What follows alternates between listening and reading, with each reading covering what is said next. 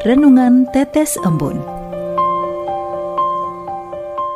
Renungan Tetes Embun, hari Minggu, 28 April 2024. Perjalanan sebuah pertobatan. Kutipan dari Kisah Para Rasul, bab 9, ayat 26. Setibanya di Yerusalem, Paulus mencoba menggabungkan diri kepada murid-murid, tetapi semuanya takut kepadanya karena mereka tidak dapat percaya bahwa ia juga seorang murid.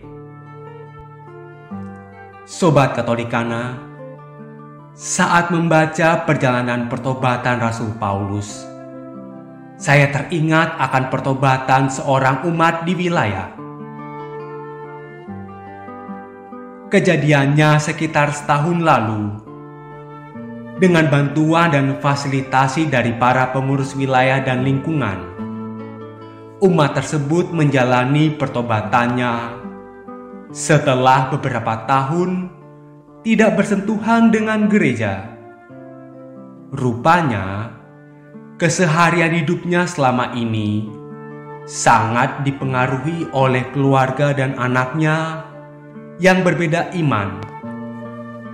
Umat ini pun akhirnya bertemu pastor paroki dan pertobatannya kemudian diterima. Sobat Katolikana, kutipan Kisah Para Rasul hari ini menumbuhkan sebuah kesadaran bahwa perjalanan menuju pertobatan kadang memerlukan waktu yang lama. Rasul Paulus sendiri memerlukan waktu sekitar 14 tahun sejak pertobatannya di Damsyik, sebelum akhirnya diterima kembali oleh para rasul. Selama kurun waktu tersebut, Paulus mengalami berbagai pergumulan dan penolakan dari masyarakat Yahudi, baik yang sudah percaya kepada Yesus maupun yang masih berpegang teguh pada hukum Taurat. Paulus bahkan sempat menyingkir ke Kaisarea dan Tarsus karena ancaman pembunuhan. Berkat pertolongan Barnabas, Paulus pun masuk ke Yerusalem. Dia berjumpa dan berdamai dengan para seniornya, Yakobus, Kefas, dan Yohanes. Paulus masuk ke dalam persekutuan dan mereka bersepakat agar Paulus menginjili orang-orang yang tidak bersunat. Oleh pertolongan dan anugerah Allah, Paulus pun berhasil melakukan pewartaan kabar baik kepada para jemaat di Asia Kecil dan daratan Eropa.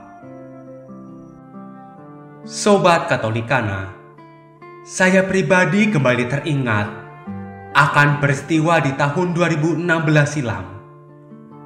Ketika itu, saya menemani istri berkunjung ke rumah umat yang saya kisahkan di atas. Tujuan kunjungan itu untuk mencari domba yang hilang, sehubungan dengan kelas kursus evangelisasi pribadi yang diikuti oleh istri saya. Kala itu, saya membantu melaksanakan beberapa tahapan pemuritan. Namun, saat menyaksikan tanggapannya waktu itu, saya merasa pesimis dan tidak yakin untuk menggiring domba yang tersesat ini ke jalan Tuhan. Sobat Katolikana, rupa-rupanya saya dipertemukan kembali dengan umat tersebut. Tepatnya dalam pertemuan aksi puasa pembangunan di tahun 2023 lalu. Artinya, sudah 7 tahun berlalu. Jujur, saya sempat terkejut. Dan seperti yang sudah saya paparkan di awal renungan ini, saya menjadi saksi bahwa umat tersebut telah mengalami titik balik dalam hidupnya. Dengan rajin, dia bergabung dalam berbagai kegiatan pelayanan di lingkungan maupun wilayah. Bahkan, dia sekarang tergabung dalam kursus evangelisasi pribadi Angkatan 8. Sobat Katolikana, dalam perjalanan pertobatan seseorang, pasti ada pergumulan yang dirasakannya. Sekalipun pergumulan itu mungkin tak pernah terucapkan, namun saya yakin bahwa Tuhan Yesus akan melindunginya dalam iringan sukacita para malaikat di surga. Mari kita dukung saudara-saudara kita untuk kembali kepada Yesus. Melalui doa, perhatian, dan bantuan kita akan memberi manfaat dan menjadi daya dorong yang akan menguatkan mereka. Marilah berdoa dalam nama Bapa dan Putra dan Roh Kudus. Amin. Allah Bapa yang Maha Baik, Engkau tidak menyukai bila orang-orang berdosa menjadi binasa. Perhatikanlah pertobatan saudara-saudara kami yang sekarang sedang berada di persimpangan jalan dan pergumulan. Mereka ingin kembali kepadamu, seperti anak bungsu yang telah menyadari keberdosaannya, lalu bertobat. Demi Kristus, Tuhan dan pengantara kami. Amin. Dalam nama Bapa dan Putra dan Roh Kudus. Amin.